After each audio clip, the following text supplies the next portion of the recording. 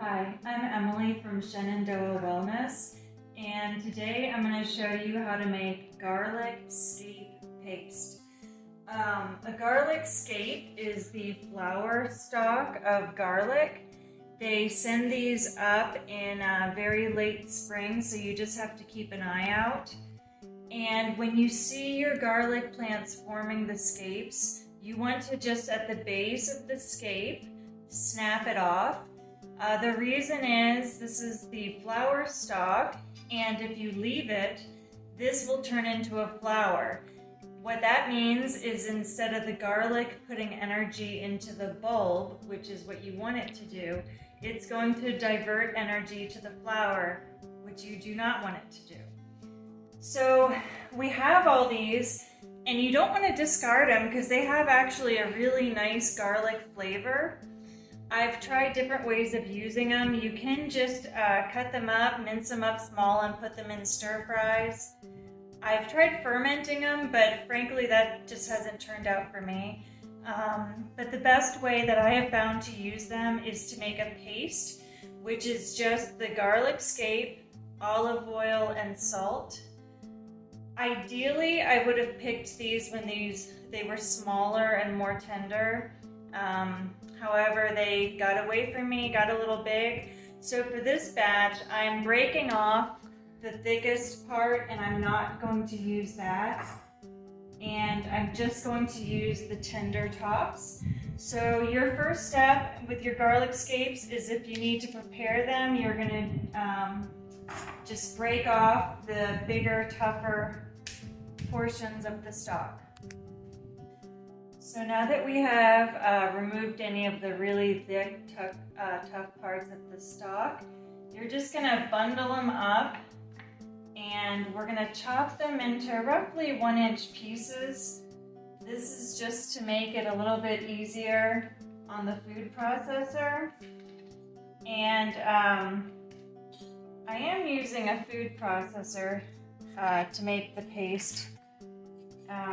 In previous years, I had used my high-speed blender, but last year it was just really hard on it, and I realized that my blender was not going to last if I continued to do that. So you're just going to cut them up, and they can be slightly different sizes. Once all of the garlic scapes are cut up into small pieces, you're just going to load them into the food processor. Filling it probably halfway is a good idea. And then you're just going to add some salt, which is just to taste. And you're going to add olive oil. Now, don't be shy with the olive oil. This is what really helps it turn into a smooth paste. And what you'll find is that this is a really concentrated product, and it's going to last you just about all year long. So, when you're blending it, if it seems to be struggling, that means you really need to add more olive oil. So you could just stop it and add at any point.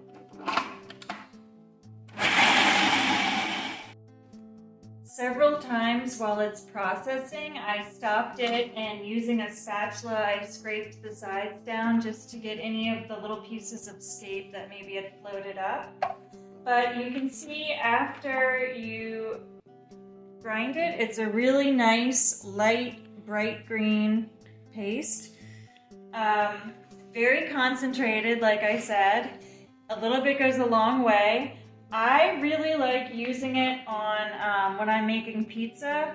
I'll spread a spoonful on the crust before I put the tomato sauce and everything else on. You could add a little bit to maybe some sauteed vegetables or pasta, anywhere that you want the garlic flavor. After you grind it up, I just like storing it in jars. In the fridge. It lasts for a really long time. The other thing you can do is spread it into an ice cube tray, freeze it, and then take the garlic ice cubes out and store them in a plastic bag in the freezer. I'm going to leave you with a saying that I really like, which pertains to this paste, which is a nickel will get you on the subway, but garlic will get you a seat. Thanks for watching.